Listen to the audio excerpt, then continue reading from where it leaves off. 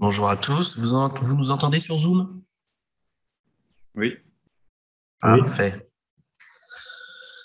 Écoutez, dernière journée de ce DIU.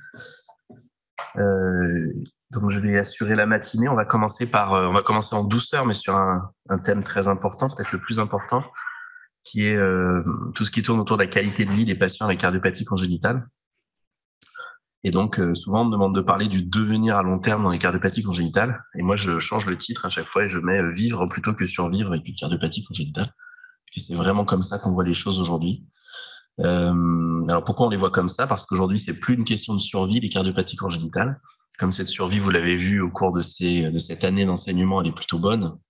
On va s'intéresser maintenant à la qualité de vie de nos patients. Alors je vous rappelle quand même les taux de survie alors chaque fois, je vous ai mis en référence les publications qui sont les plus importantes actuellement, celles que vous devriez avoir dans votre base de données de publication. Donc celle de Spector, publiée dans le JACC en 2018, et celle qui a regroupé le plus de patients pour essayer de déterminer la survie. Et donc vous voyez que dans les cardiopathies modérées ou très peu sévères, la survie est excellente au décours de la chirurgie. Quand on a une cardiopathie biventriculaire sévère mais corrigée, on a une survie à près de 90% au moment de la chirurgie. Et seuls les ventricules uniques, finalement, ont des taux de survie en chirurgie qui sont de l'ordre de 70%. Dans certains centres, c'est même meilleur que ça. Et quand on regarde les chiffres à 30 ans, bah, ça suit la même chose, hein, avec la grande majorité des cardiopathies congénitales qui ont une survie à 30 ans, qui dépassent les 90%, et seuls les ventricules uniques, encore une fois, ont une survie qui est la plus basse, actuellement à 65%.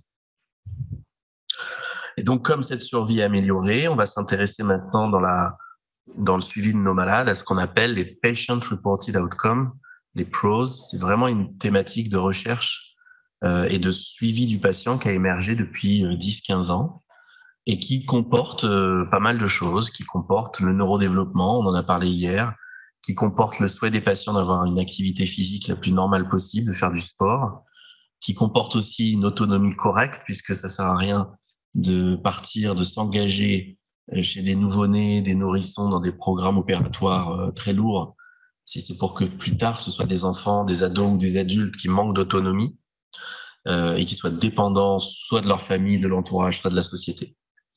La scolarité, les études, évidemment, c'est important. On peut plus aujourd'hui accepter qu'un enfant soit totalement déscolarisé à cause de sa maladie chronique, des choses sur lesquelles on a évolué. On n'aurait pas dit ça il y a 20 ou 30 ans. Quand moi j'étais étudiant en médecine, on avait des patients qui vivaient à l'hôpital. C'est quelque chose qu'on n'accepterait plus aujourd'hui dans nos sociétés modernes. On considérerait que c'est de l'obstination déraisonnable, par exemple. Euh, L'emploi, c'est une problématique qui est cruciale chez nos patients. Pour ceux qui ont vu des adultes avec des cardiopathies congénitales, vous savez que l'emploi, c'est un vrai problème. On a des taux de chômage qui sont très importants. Et puis, d'une manière générale, la qualité de vie. Alors, je prends l'exemple pour vous faire comprendre comment on raisonne. J'ai pris l'exemple de la cardiopathie congénitale la plus grave, qui est l'hypoplasie du cœur gauche. Donc, vous connaissez l'hypoplasie du cœur gauche. Et actuellement, il y a 3 options de prise en charge. L'interruption médicale de grossesse, on rentre dans la loi, puisque c'est une cardiopathie qui n'est pas curable et qui met en danger le pronostic immédiat du nouveau-né.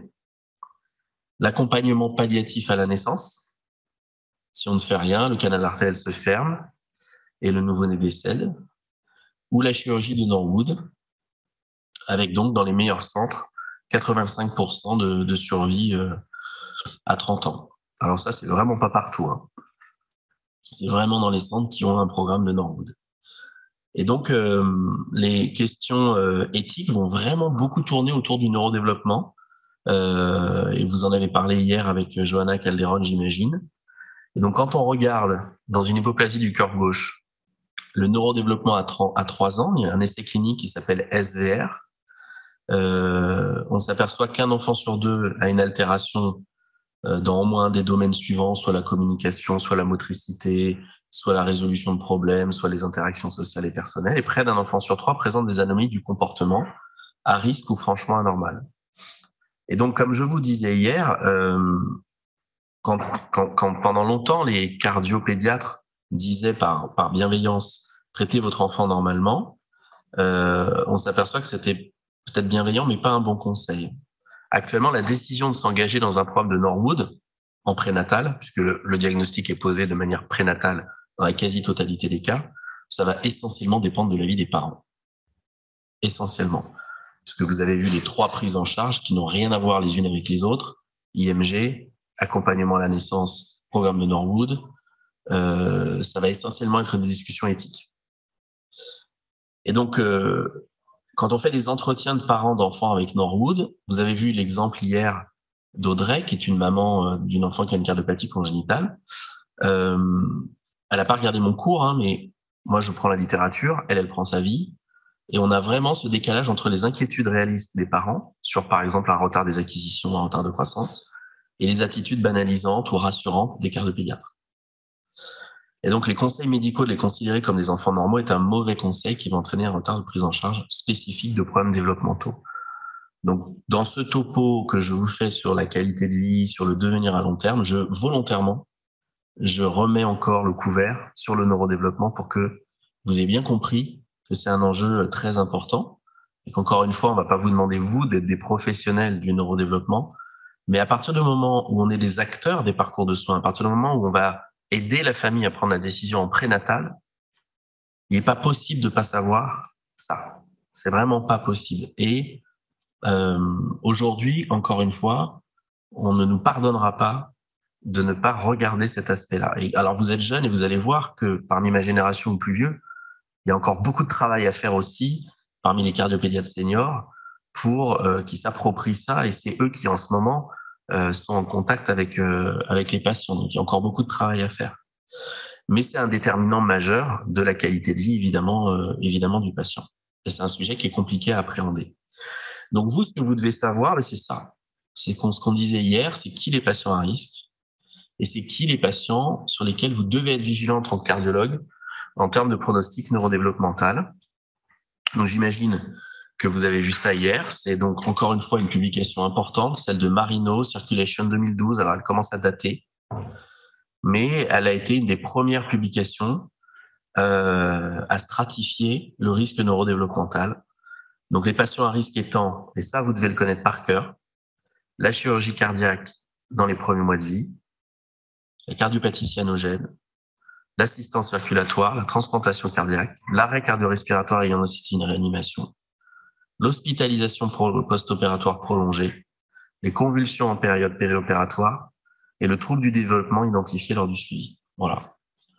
Si je vous pose une question en septembre sur le neurodéveloppement, ce sera celle-là. Vous devez connaître ça parce que c'est ces enfants-là, aujourd'hui, qu'il faut référer. Et vous voyez à gauche quand même que... alors c'est sûr qu'il ne faut pas inquiéter les gens, bien sûr, il ne faut pas inquiéter, mais en même temps, il faut dire la vérité. Et de ne pas dire la vérité à des parents, j'espère qu'hier, la maman Audrey vous a convaincu, c'est vraiment pas, c'est pas une bonne chose parce que prendre en charge précocement ces patients, c'est potentiellement les aider, potentiellement améliorer leur autonomie, leur qualité de vie. Donc, dans les cardiopathies modérées à gauche, vous voyez qu'il y a peu d'anomalies du neurodéveloppement. Et plus vous arrivez vers la droite, entre les cardiopathies sévères paliers, et plus vous avez de problèmes de neurodéveloppement. Vous pouvez considérer que dès que vous êtes dans une chirurgie palliative, Blalock ou hypoplasie du corps gauche, VU, ou que vous avez un enfant syndromique, donc les 2 dernières colonnes de la droite, eux vont avoir un problème neurodéveloppemental. Voilà. Donc, vous les envoyez au CAMS, si c'est plus simple. Et puis aussi, pour les moins graves, vous pouvez les envoyer au centre périnataux qui s'occupe des prématurés et qui sont sur tout le territoire français. Donc, on a fait tout un travail avec Johanna depuis quelques temps pour les sensibiliser à ça. Et évidemment, ils ont accepté de prendre en charge ces patients. C'était pas leur mission prioritaire, puisque c'était le plan périnatalité, c'était beaucoup pour la prématurité. Mais ce sont des enfants vulnérables, ce sont des enfants à risque. Et c'est compliqué parce que les patients, ils ont déjà nous comme interlocuteurs. Ils se raccrochent beaucoup à nous. Pour ceux qui sont passés en pédiatrie, vous l'avez vu. On essaye de leur accoucher avec un pédiatre de ville. C'est déjà pas facile parce que souvent, ils nous considèrent comme le pédiatre de ville. Alors ça, faut pas faire ça. Il faut absolument que ces enfants aient un pédiatre. Parce qu'on n'est plus, moi je ne suis plus pédiatre du tout, je suis cardiologue. Et donc en fait, je suis incapable de m'occuper d'un enfant nourrisson hormis son cœur. Et donc ça, faut qu'ils aient un pédiatre. Et ce pédiatre-là, il est formé aussi à ces réseaux de périnatalité. Donc faut mettre dans vos courriers, il y a un risque d'anomalie du neurodéveloppement, il doit être pris en charge dans tel ou tel réseau. Voilà. Et si vous devez retenir une chose, même si vous n'êtes pas des spécialistes des anomalies du neurodéveloppement, c'est que ces patients, dans la grande majorité, à part les syndromiques ou les patients qui ont eu des complications très sévères, ils ont un QI normal. Ils ont un QI normal, mais ils peuvent avoir des anomalies que vous et moi, on ne va pas vraiment palper, que seuls les professionnels vont diagnostiquer. Exemple, les fonctions exécutives. Ça, c'est typique de la prématurité ou des cardiopathies congénitales. Qu'est-ce que c'est les fonctions exécutives? C'est la capacité de s'adapter à une situation nouvelle, qui ne sont pas routinières, pour lesquelles il n'y a pas de solution toute faite. Et ça, même les cardiologues adultes qui s'occupent de congénitaux adultes, vous pouvez le palper. Maintenant que vous avez ce que c'est que les fonctions exécutives, regardez les congénitaux adultes. Un exemple, ils ont l'habitude de venir depuis des années voir tel médecin dans telle salle, à tel étage. Vous changez ça, ils sont complètement perdus. Alors, beaucoup de patients qui arrivent à l'hôpital sont beaucoup perdus. Mais un jeune de 20-25 ans qui est paniqué parce qu'on a changé de salle ou parce qu'on lui dit non, finalement, ça sera pas le scan, ça sera l'IRM, et du coup, va au bout du couloir, descend, machin. Il est complètement perdu. Il doit se réadapter à quelque chose. Voilà. Alors après, pour les enfants, ça va être sur certains problèmes de mathématiques. Ils vont très bien apprendre leur leçon, ils vont la connaître par cœur, ils vont la réciter. Mais si vous changez une règle de 3 entre tel ou tel légume ou tel fruit, ils vont plus comprendre parce que c'était pas la même chose la fois d'avant.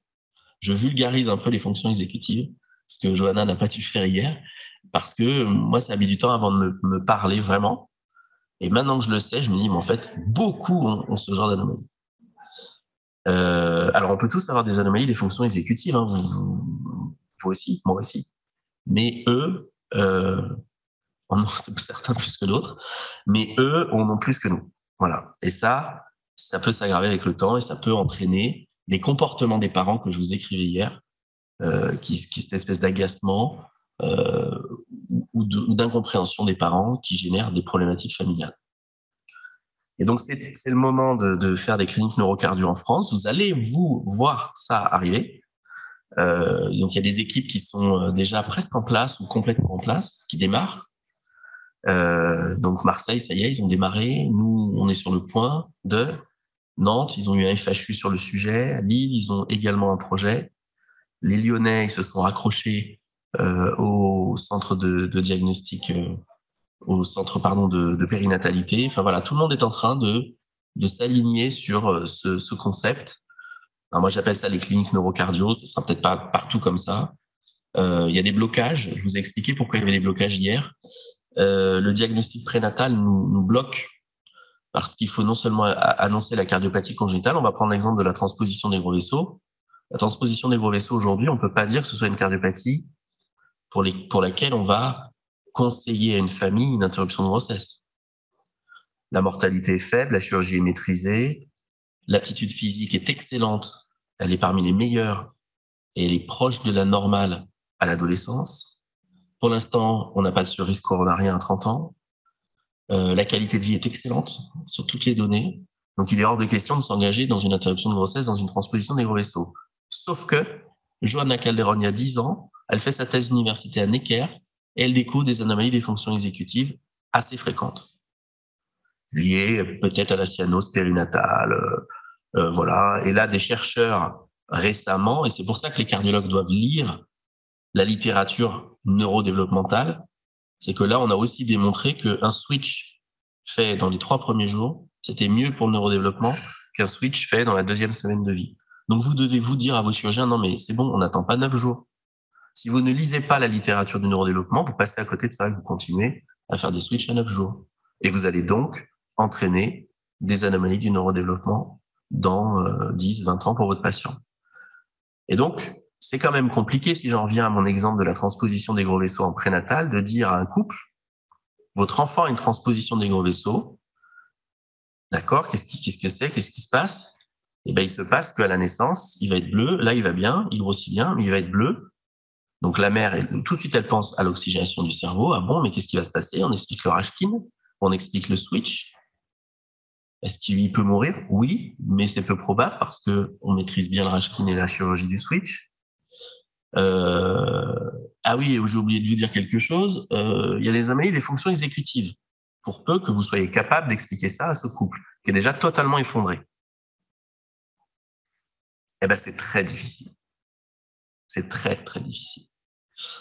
Et donc, notre rôle à nous, c'est de former une nouvelle génération de cardiologues à s'emparer de ce sujet-là. Puisque pour ceux qui feront du fœtal parmi vous, qui est-ce qui compte faire du fœtal ou qui fait déjà du fœtal sur Zoom ou ici? Personne? Toi un peu? Et ben voilà, dans ta formation, qui va être très technique, dans votre formation, qui va être très technique, elle est compliquée, vous n'avez pas choisi le plus facile, c'est probablement le plus difficile de notre métier. Il faut en plus ça. Donc voilà, donc nous, notre stratégie là qu'on a prise à Bordeaux, c'est d'embaucher des gens dont c'est le métier pour annoncer ça, mais l'annoncer pas comme un diagnostic, mais comme une prise en charge. Votre enfant, il risque d'être surprotégé par vous et que vous lui fassiez pas de sport, donc on va faire une promotion du sport. Votre enfant, il risque parfois d'avoir des problèmes de concentration, donc on va bien le suivre pour qu'il n'ait pas de problème à l'école. Donc ce discours-là, dit de cette façon-là, ça devient un soin et ça devient plus une succession d'annonces. Voyez? Donc c'est pour ça qu'on a rajouté ce cours à ce DEUS qui n'était pas présent avant, pour vous sensibiliser à ça, puisque ça va vous concerner. Donc les solutions à tout ça, donc les blocages, le diagnostic prénatal, le blocage aussi, le manque d'expertise des cardiopédiatres, ça c'est évident. Le manque de ressources, les neuropsychologues. Nous, on va aussi embaucher un infirmier en pratique avancée qui va faire du dépistage. Les solutions, moi j'ai choisi la recherche. On a levé des fonds pour refaire venir Johanna sur le territoire français, puisqu'elle était à Harvard. Puisqu'il y a 10 ans, quand elle a passé sa thèse, le territoire français n'était pas très propice à entendre les résultats de sa thèse quand même. Donc elle est partie à Harvard, où il y avait une clinique neurocardio. Donc la recherche, les cliniques neurocardio, les réseaux périnataux, le CAMS, et puis depuis peu, il y a ce qu'on appelle les plateformes de coordination et d'orientation que le gouvernement a rajoutées, qui sont en train de se mettre en place et dont je ne parlerai pas ici. Donc ça, c'était pour le neurodéveloppement 1. Voilà, c'était ce que je considère être aujourd'hui un élément déterminant du devenir de nos patients. Deuxièmement, la qualité de vie. Donc ça, c'est une thématique qui est très importante, qui regroupe beaucoup de choses, parce que la qualité de vie, c'est plusieurs dimensions. La dimension physique, c'est sûr qu'un jeune qui a une cardiopathie très sévère, comme un ventricule unique, il n'aura pas une aptitude physique aérobie parfaite. Donc il y a déjà cet aspect-là. C'est ce qui vous parle le plus en termes de qualité de vie, les cardiologues. Deuxièmement, la dimension psychologique, évidemment, qui recoupe un peu le neurodéveloppement, mais pas que. Troisièmement, la dimension sociale, l'entourage. Et puis, selon les âges, chez un enfant, ça va être l'école, chez un adulte, ça va être le travail, etc. Donc, vous avez des questionnaires qui sont faits pour ça et qu'on donne maintenant depuis quelques années à nos patients pour essayer de voir si les stratégies thérapeutiques qu'on a mises en place, elles sont correctes. Donc, la première grosse étude internationale qui a été faite sur la qualité de vie chez l'adulte avec une cardiopathie congénitale, c'est l'étude Approach 1, qui montre que la France est plutôt dans les derniers de la classe en termes de qualité de vie, avec des dimensions. Alors ça, c'est avec le SF36. Je vous ai mis vraiment le questionnaire le plus simple. À gauche, vous avez le PCS, c'est la dimension physique du SF36. Et puis MCS, c'est la dimension mentale du SF36. Et sur 100, ça vous fait 2 gros scores. c'est comme ça qu'on voit de façon très schématique, quand on n'est pas un professionnel de la qualité de vie, le niveau de qualité de vie de nos patients. Et donc, vous avez des patients qui ont en haut, là, les Suisses, les Suédois, les pays du nord de l'Europe d'une manière générale, ils ont 80. Et puis nous, on a 73, 65. Alors pourquoi on a ça? Ça peut être aussi culturel. C'est-à-dire qu'on est malheureusement, ça c'est terrible, mais on est malheureusement un pays où la population générale a une moins bonne qualité de vie que les Australiens, par exemple. Si vous voulez avoir une bonne qualité de vie, allez vivre en Australie. Voilà. Comment? Alors ça, c'est pour les malades. Moi, je vous parlais de la population générale. Mais en Italie, je connais pas les scores de la population générale. Mais oui, les Italiens, c'est mieux que nous. Alors, ça veut pas dire qu'on est malheureux, ça veut peut-être dire qu'on répond mal au questionnaire parce que le français, il est bougon, donc il met toujours non. Quand il y a oui et non, il va mettre non, quoi. Je pense qu'il y a ce côté-là. Ça t'a surprise? Ouais. Alors bon, cette étude, c'était pas la meilleure. Elle n'était pas faite comme il aurait probablement fallu la faire, on va dire. Et là, en ce moment, il y a une autre, c'est le même auteur, Philip Moons. Pareil, si vous voulez savoir ce que c'est que la qualité de vie dans les cardiopathies congénitales, vous regardez ses publications. Philip Moons, c'est un infirmier qui est devenu professeur en soins infirmiers, directeur de recherche. Il a un curriculum vitae assez impressionnant en termes de publications et il travaille essentiellement là-dessus. Et là, il fait une deuxième étude, encore plus de pays, plus de patients, qui s'appelle Approach 2. Alors, je ne sais pas s'il y a des Lyonnais dans la salle, mais les 96 patients inclus dans cette première étude, c'était que Lyon. Donc Philip Moons m'a contacté pour Approach 2 et on a ouvert d'autres centres pour que ce ne soit pas que monocentrique. Le problème, c'est que c'était probablement des malades de CHU sursélectionnés dans un centre chirurgical et donc probablement des malades graves. Voilà. Faut faire attention aussi aux enquêtes. Il faut quand même essayer d'avoir un reflet à peu près général. Donc, pour ceux qui sont dans mon service, je les ai embêtés avec ce Approach 2. Il y a actuellement 350 Français qui sont inclus adultes dans cette étude. Et donc, elle va se terminer dans 2 semaines. Donc, vous aurez les résultats d'ici quelques mois de la plus grosse étude de qualité de vie des adultes avec cardiopathie congénitale. Il y a toute une série de questionnaires, les plus compliqués, voilà. Bon. Donc, attendez la publi. Alors, qu'est-ce qui détermine la qualité de vie dans notre spécialité? D'abord, le degré d'insuffisance cardiaque quand même. Plus un malade est insuffisant cardiaque, moins bonne est sa qualité de vie. Ça, il n'y a pas besoin de chercher très loin. Il y a toute une littérature sur le sujet. Deuxièmement, est-ce que la sévérité de la cardiopathie congénitale est corrélée à la qualité de vie? Alors oui et non. Oui pour les parties physiques du questionnaire et non pour les autres parties, les parties plus mentales, on va dire. Alors pourquoi? Parce que ce sont des malades qui font ce qu'on appelle dans la littérature anglo-saxonne le coping. To cope, en anglais, ça veut dire faire avec. Faire avec, ça veut dire qu'on a une maladie chronique, on est handicapé, par exemple, à cause de cette maladie chronique, et on va switcher ses centres d'intérêt. Un sportif de très haut niveau, on lui diagnostique une cardiopathie très sévère, il se met, c'est un de mes patients dont je parle, il se met au tir à l'arc et il devient champion national de tir à l'arc. Voilà. Ça, c'est la résilience, le coping, et donc il y a toute une littérature qui parle du paradoxe du handicap, avec des malades handicapés qui ont parfois des domaines de la qualité de vie meilleurs que la population générale. Voilà, heureusement qu'il y a ça.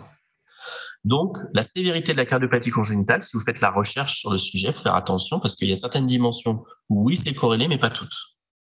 Et heureusement. Est-ce que les médicaments ont un impact sur la qualité de vie? Alors, pas eu beaucoup d'essais médicamenteux dans la littérature qui l'évaluent, mais maintenant, c'est obligatoire. Un industriel qui veut faire un essai clinique médicamenteux, il doit avoir une échelle de qualité de vie. Donc, il y aura de plus en plus de littérature sur le sujet. Bon, là, plus on a de médicaments cardio, plus on est grave et moins bonne est la qualité de vie, quoi.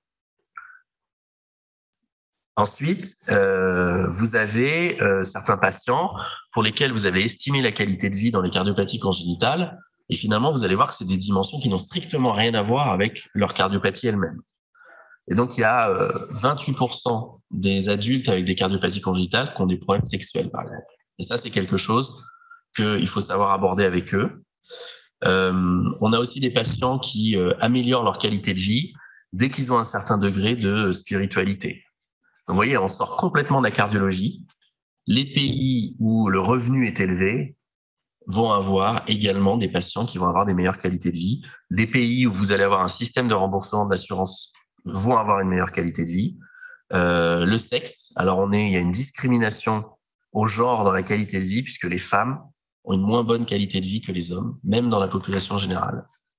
Et plus la maladie est grave, et plus les deux scores de qualité de vie se rejoignent. Dans l'hypertension artérielle pulmonaire sévère, qualité de vie d'un homme et qualité de vie des femmes, c'est strictement identique.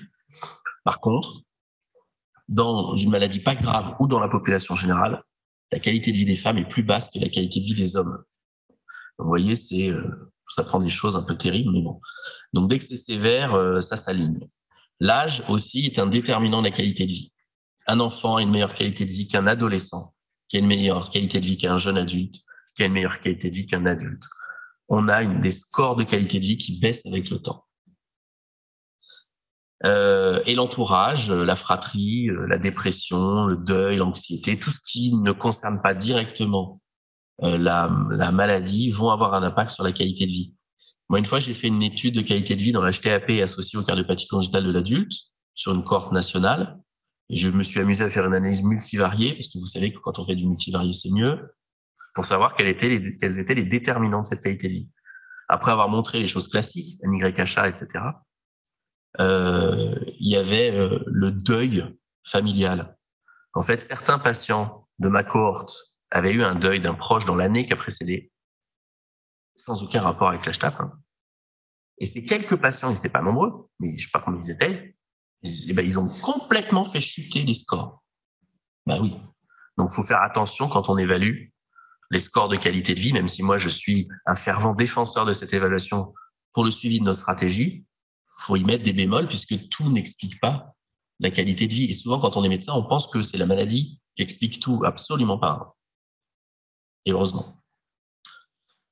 Et je termine par ce qui, moi, m'a le plus intéressé dans mes travaux de recherche.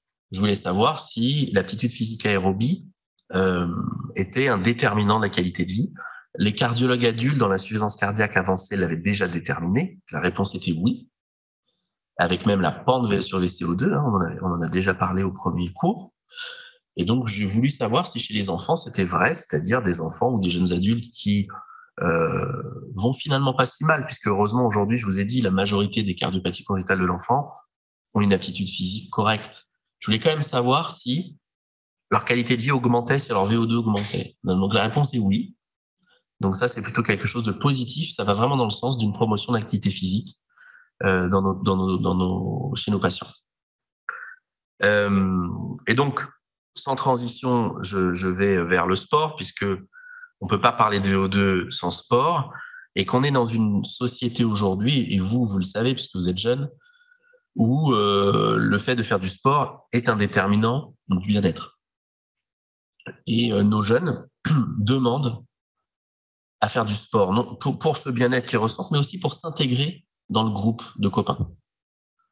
Et ça a beaucoup posé problème aux cardiopédiatres et aux cardiologues adultes, qui avaient un discours un petit peu malhonnête, qui était oui, vas-y, fais du sport, mais quand il s'agissait de signer le certificat de la licence d'un sport de très haute intensité, enfin voilà, c'était compliqué. Alors, tu veux pas plutôt faire du tir à l'arc? C'était ça un peu quand même. Moi, quand j'étais interne, j'entendais ça. Donc, quand j'étais interne, ça veut dire qu'aujourd'hui, ces jeunes, ils sont ados, quoi. Ils sont ados, jeunes adultes. Donc, ils ont été quelque part mis sur le banc de touche. On the sideline dans la littérature anglo-saxonne. C'est la génération des congénitaux du banc de touche.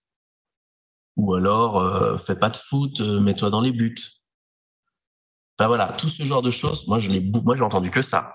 Dans tout mon internat et clinica. Et je suis pas si vieux. Donc, ça veut dire qu'aujourd'hui, ces jeunes, c'est fini pour eux, ils ont été sur le banc de touche. Et alors, la question qu'on peut se poser, c'est est-ce que le sport de compétition dans les cardiopathies congénitales, c'est à risque de mort subite, c'est à risque d'arythmie, c'est à risque d'aggravation hémodynamique? Là, alors, soit on dit je sais pas, soit on dit non, soit on dit peut-être, mais en tout cas, on n'a pas démontré ça. Il y a des maladies, on l'a démontré. La dysplasie arythmogène du ventricule droit, on a démontré que plus on faisait du sport, plus ça aggravait la maladie. Bon, ok, c'est démontré. Mais là, ça n'est pas démontré du tout. Donc, quand c'est pas démontré, soit vous appliquez le principe de précaution, va dans les buts, fais du tir à l'arc, ça c'est le principe de précaution. Parce qu'en plus, cette espèce de discours qu'on a devant les parents à nos patients, les parents, ils entendent ça. Ah, le cardiologue, il a dit... Alors, le jeune, il va dire non, mais il n'a pas dit non. Et la mère, elle va dire oui, mais il a dit que va dans les buts. Vous voyez? Donc, en gros, derrière les parents, alors là, c'est plus rien. Donc ça a quand même changé, hein, mais en tout cas, il faut que vous soyez conscient de ce qu'on sait, c'est-à-dire que pour l'instant, avoir une cardiopathie congénitale, ça n'est pas être un facteur de risque de mort subite sur le terrain. On peut faire de la mort subite dans la tétralogie de Fallot, mais au repos, pas obligatoirement à l'effort. Donc, quand on regarde les autopsies des morts subites chez les athlètes américains, on n'a aucune cardiopathie congénitale, sauf les malformations du coronaire. Tout le reste, c'est les maladies rythmiques héréditaires, les cardiomyopathies, les CMD, les CMH, etc. Vous n'avez pas les cardiopathies congénitales autres. Alors peut-être que, c'est là que moi je suis très malhonnête avec ma diapo, peut-être qu'en fait ils étaient déjà tellement sur le banc de touche, hein, on est d'accord. C'est-à-dire que là, la promotion du sport qu'on est en train de mettre en place depuis quelques années maintenant, chez nos malades, peut-être que dans les 30 ans qui viennent, on va entraîner des morts subites. Ça va être un vrai problème. Bon. Si la médecine était simple, hein, ça se saurait. Donc, est-ce qu'on peut affirmer que les sports de compétition sont dangereux dans les cardiopathies congénitales? Non, sur la base de la littérature qui est pauvre. Il y a 15 publications, dont 7 recommandations de sociétés savantes de niveau C. Je vous rappelle que C, c'est des experts, c'est comme copains, c'est des gens qui sont entre eux, c'est de l'entre-soi. On pense pareil, allez, on va faire une réunion, on va faire des recommandations. Ça aussi, je vous le donne comme message parce que vous êtes la génération Z, pour ceux qui sont de la génération Z, parce que je sais que tout le monde n'est pas dans cette génération ici, très, très, très attaché à ces recommandations, surtout les cardio-adultes. Vous apprenez le petit encart, là, comme ça, clac, et puis vous les répétez. Sachez, qu'elles sont dépassées dans 5 ans, et que des jeunes derrière vous viendront vous voir dans vos cabinets en disant mais n'importe quoi. Et 2, que beaucoup de ces recommandations sont du rancé. Pas toutes, hein, mais beaucoup. Donc attention, reco, ça veut juste dire des gens se sont mis autour de la table pour soit en faire des jolis, soit faire des recos d'experts. Et j'ai écrit des recos d'experts, hein. Moi aussi, hein, j'étais dans le C. Donc il y en a quand même un peu des passés. Il y a des B pour l'HTAP, pour la canal artérielle, pour la sténose pulmonaire et pour le RAO. Il y a 0 A. Aucune evidence-based medicine. Et après, il y a aussi quelque chose sur lequel on est malhonnête, c'est des fois, on ne signe pas le certif pour un sport de compétition à un patient, mais par contre, il va aller en loisir faire du volleyball à 40 degrés sur la plage. C'est ridicule en fait. C'est-à-dire qu'il faut quand même aider notre patient à faire une promotion d'activité physique qui ne dépende pas uniquement de ce fichu certificat. Et il faut faire des essais cliniques pour ça. Alors, comment elle est cette aptitude physique? On l'a déjà vu dans les cardiopathies congénitales. Alors, elle est très bonne chez les enfants. 90% des enfants ont une VO2 normale, sauf quelques-uns, c'est-à-dire essentiellement les ventricules uniques, qui ont une VO2 max à 70% de la norme. Alors, c'est facile, les ventricules uniques, parce que leur qualité de vie est à 70% sur le PET scale, dans la dimension physique. Elle est à 80%, donc plutôt bonne dans la dimension mentale, et elle est à 70% aussi dans la VO2 max. Si vous voulez savoir ce que c'est que l'aptitude physique et la qualité de vie d'un ventricule unique aujourd'hui, c'est ça. Vous retenez ça. Et donc, par contre, même si elle est bonne, il décroche, vous voyez là, il décroche à 11-12 ans. Et alors, les filles décrochent encore plus que les garçons. Et ils décrochent à 0,9 millilitres/minute. C'est les oranges. Et ils sont donc 3 fois plus déconditionnés que la population générale. La population générale, c'est à peu près 5 à 10% de déconditionnement. Eux, c'est plutôt 20%. Voilà. Il y a des maladies où c'est pire. Le cancer de l'enfant guéri, c'est presque la moitié de déconditionné. L'insuffisance rénale chronique de l'enfant, c'est quasiment 100% de déconditionné. Il ne faut pas imaginer que cette promotion de l'activité physique, dans la sédentarité, etc., et dans le risque cardiovasculaire, elle s'arrête au cardiopathie congénitale. Pour ceux qui sont pédiatres ici et qui feront de la cardiopédiatrie hors malformation cardiaque, puisque on fait ça aussi quand on est cardiopédiatre, on ne fait pas que du congénital. Vous devrez aussi mettre en place une promotion d'activité physique dans toutes les maladies chroniques de l'enfant. Et donc, quand on regarde les scores de qualité de vie, donc des études contrôlées, prospectives chez les tout petits, actuelles, donc ça c'est l'étude la plus récente que Kamouda Abbasi, que j'ai dirigé dans sa thèse, a fait. Donc il est allé dans des écoles, tiré au sort, et puis il a fait passer des questionnaires 5-7 ans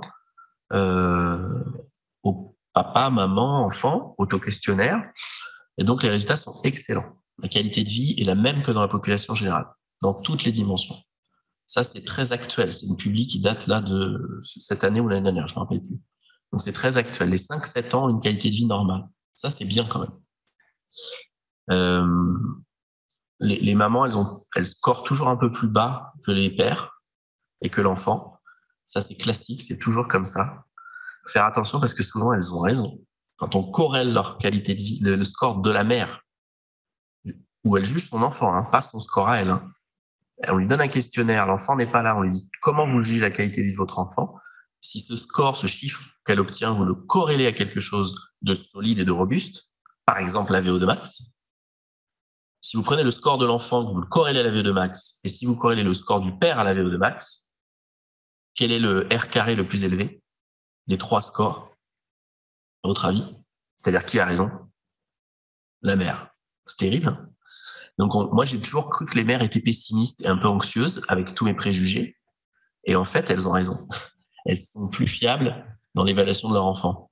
Alors, il y a aussi maintenant la littérature qui montre que les pères aussi, il suffit que le père soit au quotidien avec son enfant. En fait, voilà, c'est juste l'accompagnant qui est tout le temps là auprès de son enfant dans une maladie chronique.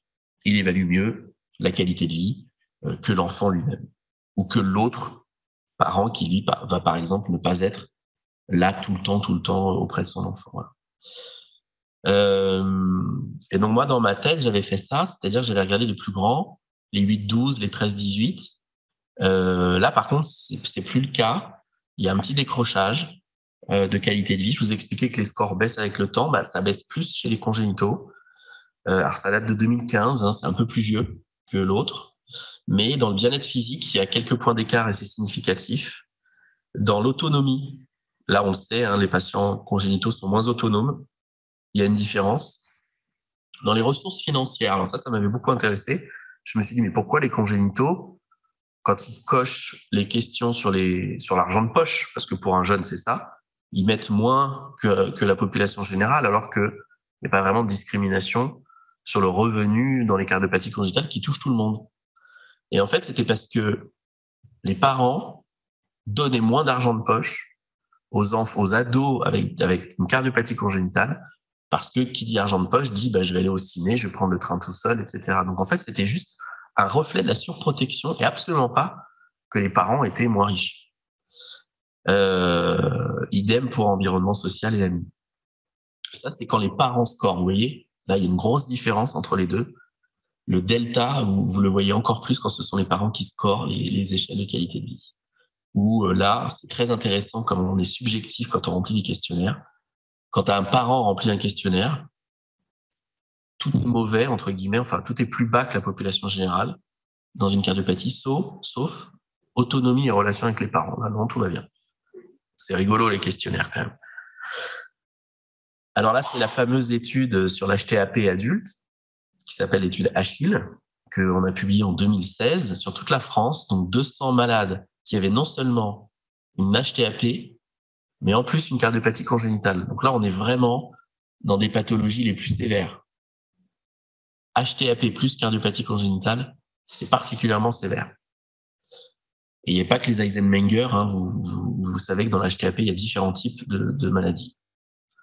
Donc, vous avez les normes là, normalisées à 50, et puis vous avez nos malades. Donc, vous voyez, retenez les deux graphes noirs du SF36. La dimension physique est altérée, mais la dimension mentale, beaucoup moins. Et quand on stratifie ça sur la NYHA, c'est-à-dire on classe nos malades en NYHA 1, 2, 3, 4 pour voir s'il y a une corrélation avec la qualité de vie. Il y a une corrélation dans le PCS. Vous voyez que plus le malade est en YHA élevé, moins bonne est la dimension physique de la qualité de vie. Physical Component, ça veut dire PC, du SF36. Le SF36, si vous faites une thèse un jour où on vous demande de faire de la qualité de vie, cherchez pas à comprendre, prenez le SF36 pour les adultes. Et par contre, pour la dimension mentale, vous voyez que c'est pas le cas. Vous avez même les malades les plus graves en rouge qui ont une meilleure qualité de vie que ceux d'avant, probablement par les phénomènes de résilience. Donc, voilà, quand vous interprétez la qualité de vie, il faut faire attention à ce qu'on regarde. Et donc, pour améliorer la qualité de vie, vous voyez, si vous dites que c'est corrélé à la VO2, si vous dites qu'il faut faire une promotion d'activité physique, si vous dites qu'il y a un décrochage à l'adolescence, c'est comme ça qu'on crée des programmes de promotion d'activité physique qui peuvent passer par la réhabilitation à l'effort. Et donc, on a créé ce programme qui s'appelle CaliRehab avec Sophie Guillaumont, qui repose sur de la réhabilitation en centre d'abord, pendant une semaine, et ensuite pendant 11 semaines à domicile, avec des APA, des enseignants d'activité physique adaptée qui se déplacent au domicile. Et donc, vous voyez, à droite, c'est un jeune adulte qui a eu un ROS, qui était très sportif jusque-là, et qui, lui, a vu son décrochage en termes de seuil ventilatoire, et on l'a mis dans ce programme de réhabilitation. Et donc, pendant le Covid, l'APA ne pouvait pas se déplacer, et donc il est sur son iPhone, l'APA, en train de continuer l'activité physique 2 fois par semaine. Et ce patient a remonté sa VO2, a remonté sa qualité de vie. On a aussi, hors recherche, de la réhabilitation en centre. Vous voyez à gauche, c'est des jeunes qui sont ensemble. Là, vous avez un des deux qui a une cardiopathie congénitale et l'autre à côté qui a une cardiomyopathie hypertrophique, qui a une résection sous-aortique, un cono. C'est de la réhab post-op. Donc, il n'est pas dans un protocole de recherche. Donc, la réhabilitation, c'est quelque chose qui est une des solutions, comme la cardiologie adulte l'a montré. Je vous rappelle que dans l'insuffisance cardiaque de l'adulte, je sors de le congénital, le meilleur médicament de l'insuffisance cardiaque, avec un rang 1A, c'est la réhabilitation. Et actuellement, on en voit insuffisamment les patients dans les centres de réhabilitation. On prescrit tous les médicaments. Parfois, je suis affligé de voir, parmi votre génération, quand il y a des nouvelles molécules qui sortent, comment vous vous emballez là-dessus, et que par contre, vous ne faites pas tout pour votre malade pour l'envoyer en réhabilitation. Donc ça, c'était le message pour la cardiologie adulte non congénitale. Et en fait, pour la cardiologie adulte congénitale, on est en train de prendre ce pas-là. C'est pas du 1A encore, mais on y travaille. C'est du 2A pour l'instant, ce qui veut dire que c'est quand même recommandé. Et donc, les médicaments, ça fait aussi partie de l'amélioration de la qualité de vie. Il y a eu pendant longtemps une discrimination aux nouvelles molécules dans les maladies chroniques de l'enfant ou dans les maladies rares de l'adulte. Et il y a eu le plan européen du médicament, il y a une dizaine d'années, de l'Agence européenne du médicament, qui a incité les laboratoires pharmaceutiques à développer des plans d'investigation, des essais cliniques, de phase 1, de phase 2, de phase 3, dans des molécules qui n'étaient pas jusque-là destinées aux maladies rares ou aux enfants. Et ils ont des incitations financières pour cela, avec des brevets qui sont plus longs. Ce qui est très intéressant pour un labo pharmaceutique qui va donc investir, alors que le marché est faible. Les maladies rares, c'est faible. Mais parfois, on découvre une molécule dans une maladie A qui finalement va être très utile dans une maladie B.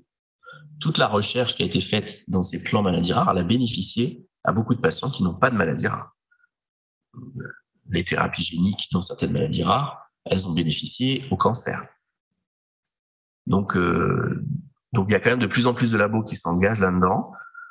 Donc ça, c'est les molécules, par exemple, qui ont été testées en cardiologie congénitale récemment, des molécules de l'HTAP, par exemple, le Selexipag, le macitentan, des molécules de l'insuffisance cardiaque, l'Entresto, avec l'étude Panorama, dont on attend les résultats, le Valsartan, qui est un médicament dont on connaissait pas très bien les doses chez l'enfant pour l'hypertension artérielle.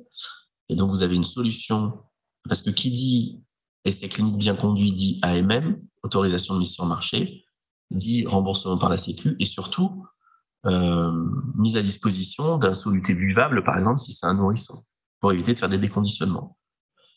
Donc là aussi, il faut vous tenir à jour. Il y a eu un essai clinique sur le Valsartan et vous avez une solution buvable de Tareg pédiatrique.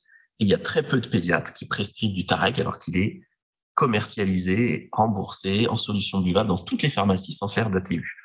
Donc là aussi, vous devez faire attention à ne pas appliquer toutes les recettes que vous allez apprendre des cardiopédiatres. Les cardiopédiatres adorent les recettes c'est le druide qui transmettent de génération en génération. Vous êtes obligé de lire, vous êtes obligé de vous mettre à jour. Donc les cardio-adultes ont beaucoup plus cette culture parce qu'il y a tellement d'essais cliniques en cardiologie adulte que vous êtes informé d'une manière ou d'une autre.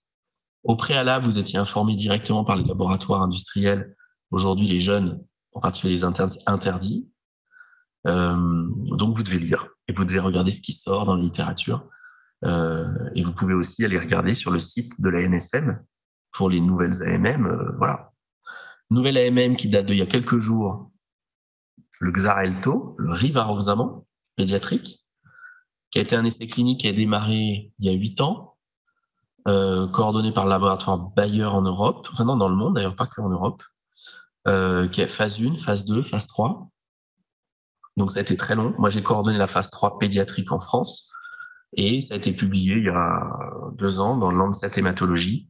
Et l'AMM en France vient seulement d'avoir lieu là, il y a quelques jours. Et c'est l'Agence du médicament a demandé à ce que la prescription de cette molécule soit accompagnée d'éducation thérapeutique. Et donc, on a développé une vidéo qui est sur YouTube et qui explique, donc je vous incite à aller la voir, je vous la mettrai par mail, qui vous explique comment prescrire cette molécule pour des enfants. Et puis, il y a Edoxaban, qui est aussi un AOD, qui est en cours, on n'a pas les résultats. Le Riociguat aussi, on a des échecs. Ils ont démarré un projet, finalement ça s'est pas fait. Le laboratoire parfois peut faire backup en disant bah c'est trop cher, c'est compliqué, on n'a pas les autorisations. Voilà. Donc améliorer la qualité de vie, c'est promouvoir les essais thérapeutiques et ça veut dire aussi que quand vous travaillez dans des hôpitaux qui sont des centres investigateurs, vous devez vous-même savoir quels sont les essais cliniques dans ces centres et vous devez inclure des malades. Pour les seniors, les internes, vous n'avez pas le droit d'inclure. Il faut être thésé pour pouvoir inclure, il faut être déclaré comme investigateur. Mais c'est vraiment important et c'est insuffisamment transmis dans la culture médicale. On a toujours l'impression que la recherche, c'est une histoire de PU, c'est la cerise sur le gâteau, mais bon, moi, voilà. Et en fait, pas du tout. C'est très important. Quand un essai clinique est bien conduit, que les inclusions se passent bien, ça veut aussi dire des AMM rapides. 10 ans pour le rivaroxaban. Les inclusions de rivaroxaban en France, c'est pas du tout pour faire de l'autopromotion. Moi, ça me rend triste. C'est Damien Bonnet et moi. C'est terrible. Ça veut dire que il y a plein d'indications de mettre du rivaroxaban. Et quand je voyais mes internes prescrire du Xarelto à tout va chez les adultes comme ça, et je me dire mais on attend aussi la même chose chez l'enfant. Je me disais il faut vraiment que les jeunes, donc c'est pour moi je fais ces cours pour que vous soyez mieux que nous. Hein. Et donc, quand vous serez senior, pour ceux qui le sont déjà, renseignez-vous des essais cliniques et incluez dedans, parce que c'est la seule solution de monter l'evidence-based medicine de notre spécialité. Et monter l'evidence-based medicine, c'est aussi des fois des choses beaucoup plus simples. Améliorer la qualité de vie, c'est aussi faire de l'éducation thérapeutique, autonomiser les patients, faire de l'ambulatoire. Et donc, par exemple, ça peut être, vous voyez, avant le Xarelto, on avait les AVK, on aura toujours les AVK de toute façon, pour les valves en particulier. Et donc, on a évalué tout simplement la qualité de vie de ces petits qui étaient autonomisés par des programmes d'éducation. Vous voyez ici ce pic avec son collègue du Tchèque. On a évalué la qualité de vie, que ce soit à Necker ou nous, sur des programmes de transition dédiés à des ados, jeunes adultes. Et on a randomisé. Et on a vérifié si l'ETP améliorait la qualité de vie. Et la réponse est oui. Donc parfois, ça n'est pas que des médicaments. On peut aussi améliorer l'evidence-based medicine et la qualité de vie de nos patients en promouvant ce qu'on appelle les thérapies adjuvantes. Les thérapies adjuvantes, alors vous, votre génération, vous êtes perméable à ça, mais les anciens, ça les fait sourire. Beaucoup. La sophrologie, l'hypnose, voilà. Donc pendant très longtemps, ces techniques sont restées sur le pas de la porte à l'hôpital. Là, ça y est, c'est à peu près fini. Mais on doit leur demander, aux gens qui font de l'hypnose et aux gens qui font de la sophro, etc., de monter l'evidence-based medicine. La sophrologie aujourd'hui n'est pas remboursée par la Sécu, elle le sera si ça augmente la qualité de vie ou je ne sais quoi. Donc il y a des essais cliniques qui sont en cours. Et donc là, vous voyez par exemple un enfant, donc on a publié ça il y a quelques temps, qui a une ETO sous hypnose. Et on a testé l'hypnose alors moi, je ne savais même pas ce que c'était que l'hypnose en santé, très honnêtement. Hein. Mais je me suis dit, moi, tu me dis que ça marche, je veux voir, je le teste. Et on a un échec. Et on a donc 90% de succès ou 95% de succès. Donc, c'est extraordinaire. Quand on sait, parce qu'on lit la littérature, que les anesthésies itératives dans les cardiopathies congénitales sont défavorables pour le pronostic neurodéveloppemental. On ne fait pas de l'hypnose pour s'amuser. Hein. On fait de l'hypnose aussi pour une raison qui parfois est d'être meilleur que d'autres stratégies. Donc améliorer la qualité de vie, c'est ça aussi. Et puis quand on regroupe tout ça, toute la synthèse de ce que je vous ai dit, c'est-à-dire l'activité physique qui doit être promue dans les cardiopathies congénitales et la prise en charge de la santé mentale, et ben on crée des essais cliniques qui associent tout. Donc c'est une médecine, vous êtes la génération de la médecine holistique. Médicaments, éducation, psy, etc. On va vous demander ça, la société nous demande ça. Aujourd'hui, un mauvais médecin, c'est un médecin qui ne regarde que uniquement dans sa spécialité. Et la société le juge comme un mauvais médecin. Parce qu'en fait, être sur-spécialiste, c'est finalement assez facile. Il suffit de faire tous les jours la même chose, il suffit de faire tous les jours des ablations de FA, on va bien finir par être bon quand même. Et donc en fait, un bon médecin aujourd'hui dans la société, c'est le vécu de la société. Hein. Moi, je n'ai aucun jugement de ça. Elle considère qu'un bon médecin, c'est ce médecin-là qui fait de l'invasif, par exemple, mais qui a mis autour de lui toute une dynamique pour une prise en charge holistique de son patient. C'est pas dire que lui doit le faire, hein. Mais en tout cas, c'est ça. Et les centres qui sont compétents, c'est ceux-là. Et les patients demandent ça. Et donc, on fait des essais cliniques quand même pour le démontrer, parce que c'est bien gentil, holistique, c'est du marketing, voilà. Alors, les pouvoirs publics, ils adorent ce mot, mais nous, les scientifiques, on dit, d'accord, il faut aussi démontrer que ces programmes-là améliorent la qualité de vie ou la diminution cardiaque, etc. Donc, avec Johanna, que vous avez rencontrée hier, on a créé ce programme où elle va faire du neurodéveloppement, on va faire de la réhabilitation, on va faire du tout domicile, du tout connecté sur une plateforme, avec quand même les APA qui se déplaceront à domicile. C'est vraiment la santé en dehors de l'hôpital, hors les murs. Et ce programme a été financé par l'Europe et l'ANR. C'est pour ça que je vous dis que la société, elle est dans cette direction. C'est que si les pouvoirs publics et les associations de patients financent ce genre d'essais cliniques, c'est qu'on est dans cette direction-là maintenant pour la prise en charge de la médecine. Et donc, même si j'ai parlé de qualité de vie et de devenir, les messages que j'ai voulu vous donner, c'est que faut faire de la recherche